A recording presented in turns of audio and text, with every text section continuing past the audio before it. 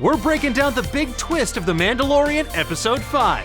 Folks, another week has come and gone, and with it arrived a brand new chapter of The Mandalorian. And while every episode so far has had the occasional nod or wink to a previous Star Wars film, it's this latest outing, the gunslinger, that pretty much looks exactly right into the camera and says, "Yep, this one's for the fans."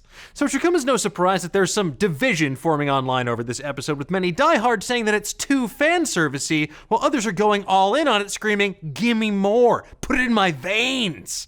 But despite all of that, there's one thing that everyone seems to be in agreement about, and it's how the twist at the end of Chapter 5 straight up confirmed a huge fan theory about the end of the season. Now, before we break all of this down, we gotta throw up a do-back-sized spoiler warning for the 5th episode of The Mandalorian. Now, of course, if you don't care or have already seen this episode, please feel free to take this time to like, subscribe, or both if you're nasty. And I know you're nasty. So first off, what happened in this episode? Well, after the Razor Crest takes damage during a space battle with another bounty hunter who explodes like he lost a game of asteroids, Mando and the Wee Baby Yoda are forced to set down for repairs at the nearest planet, Tatooine, specifically that wretched hive of scum and villainy known as the Mos Eisley Spaceport. However, with Mando running pretty low on the funds needed to get his ship back in working order, he locks up Baby Yoda on the ship and sets off to find work at the local cantina where Luke and Obi-Wan enjoyed a glass of blue milk and found Han and Chewbacca and McClunky. And it looks like things have changed since the last time we set foot on Tatooine. Apparently, the owners have loosened their restrictions on droids since we see them both in front and behind the bar, which is suspicious considering the previous bartender. We don't serve their kind here. What? But after learning that the Bounty Hunters Guild doesn't operate there anymore, Mando stumbles on a young upstart gunslinger doing his best Han Solo sitting cosplay by the name of Toro Calican, who's looking to make a name for himself within the guild. He has a bounty puck, and he's willing to give up the entirety of his reward in exchange for Mando's help in taking out his extremely high-level target. The Mandalorian reluctantly agrees, and the two set off on their speeder bikes towards the Dune Sea to find the sniper assassin Fennec Shand. Now, after negotiating with some Tusken Raiders to cross their land, the two find a dewback dragging a dead bounty hunter clearly murdered by Fennec, and they're forced to wait until nightfall to make their attack. Using a combo of a high-speed approach as well as blinding flashbangs, Toro and Mando are able to capture Fennec, played by the incomparable Ming-Na, but they lose one of their speeders in the process. With no other options, the Mando sets off to track down the dewback from earlier as, like a chunkier ride back, while Toro keeps an eye on Fennec. Of course, these things go as they always do. Fennec tempts the rookie bounty hunter with promises of an even greater reward, more glory, and a massive legendary reputation if he betrays the Mando and turns him into the guild.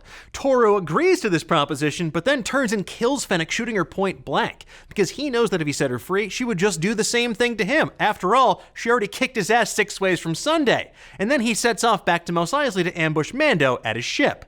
Finding the dead Fennec, Mando has no other choice but to return to his ship, where he's confronted by Toro, who's now captured the Wee Baby Yoda, and, lest we forget, Amy Sedaris doing her best Ellen Ripley cosplay. Luckily, the Mandalorian's able to use one of his flare guns to blind Toro and murk him. He then takes Toro's cash, pays off Amy Sedaris, and he and the sweet Baby Yodes fly off into the twin sunset. The end. Just kidding! We're then teased with a short snippet of some person with a tracking fob as they walk up on Fennec's dead body, and just as they kneel down to reveal who they are, the camera cuts to black. So wait, who could this person be? Well, we have an answer, and it's something that we've theorized about earlier this week on Nerdist News. It's dun dun dun! Boba Fett! Pshaw, you may be saying. This is just more wish fulfillment. Maybe.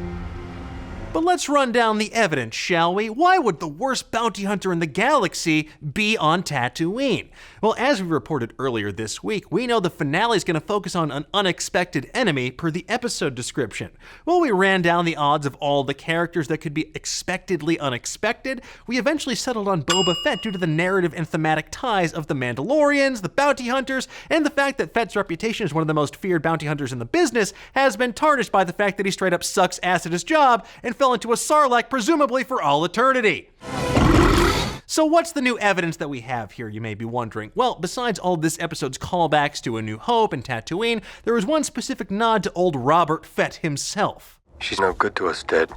It's basically the same line Boba says to Darth Vader in Empire Strikes Back. He's no good to me dead. Now, while Star Wars has always had a fondness for reusing lines from films past, this seems more clear-cut, as if it were to jog our memories of Boba Fett himself.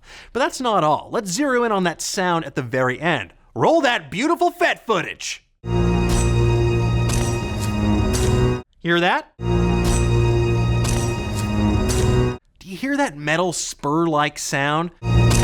Where else have we heard that before? I wonder. Where could this be from?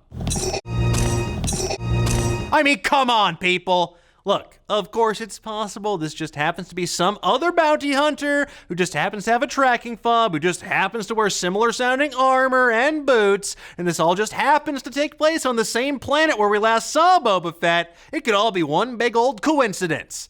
But let's be realistic. It's Boba Fett. Unless, of course, it's not. Unless. But maybe. Unless. But what if? Anyway, no matter what happens, this little twist seems to confirm that we're gonna get some sort of major showdown when the finale of The Mandalorian drops on Disney Plus December 27th. But tell me, what do you folks think? Is Boba Fett back from beyond the grave, or whatever you call the inside of a Sarlacc stum? Who else could that mysterious figure be? And do you think that Boba Fett deserves the reputation that he has? Well, we have a video all about that. Let's discuss. Thank you so much for watching. If you enjoyed what you saw, why not give us a like and subscribe while you're at it? And if you want to get notified every time we go live with a new show or drop a new video, please feel free to mash that little bell. That way you can stay up to date on all the latest theories, news, and rumors in the pop culture world.